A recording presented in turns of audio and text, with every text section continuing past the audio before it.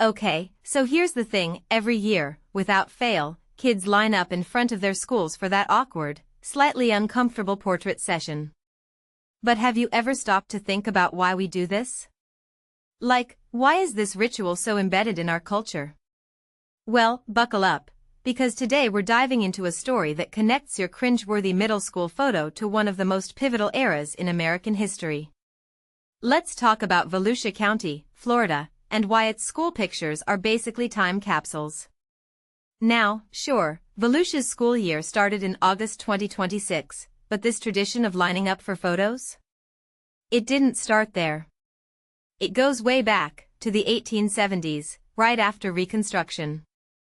Let me unpack this. Florida's 1868 Constitution, which came hot on the heels of the Civil War, actually mandated free public schools. On paper, that sounds revolutionary, right? A uniform system of common schools for everyone? Groundbreaking. But here's the kicker, just because it was written down doesn't mean it magically happened overnight. Volusia County didn't get its first public school until 1872, 4 years after that law passed. And Daytona? 1874, DeLand? 1877, so, why the delay? Well, personally, I think this tells us something deeper about how systemic change really works. Laws are easy, rebuilding a society from the ashes of war? Not so much.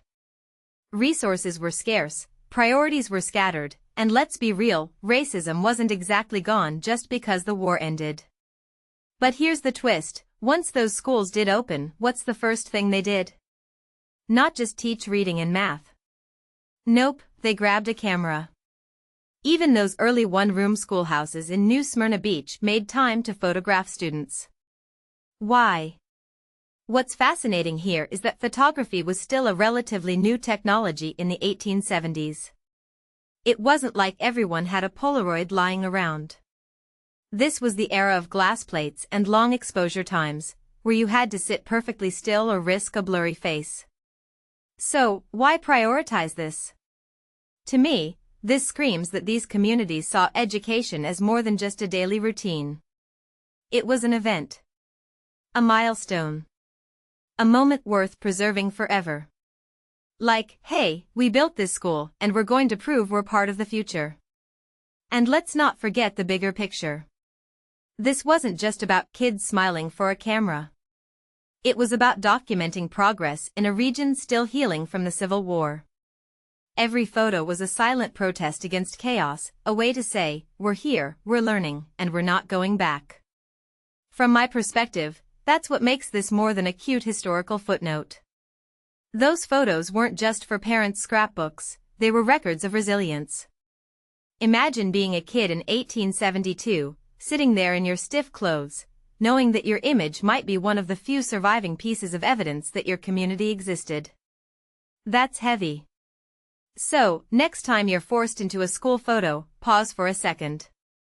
You're not just posing for a lousy ID card, you're participating in a ritual that started as a radical act of hope. And if that doesn't make you appreciate the moment a little more, I don't know what will.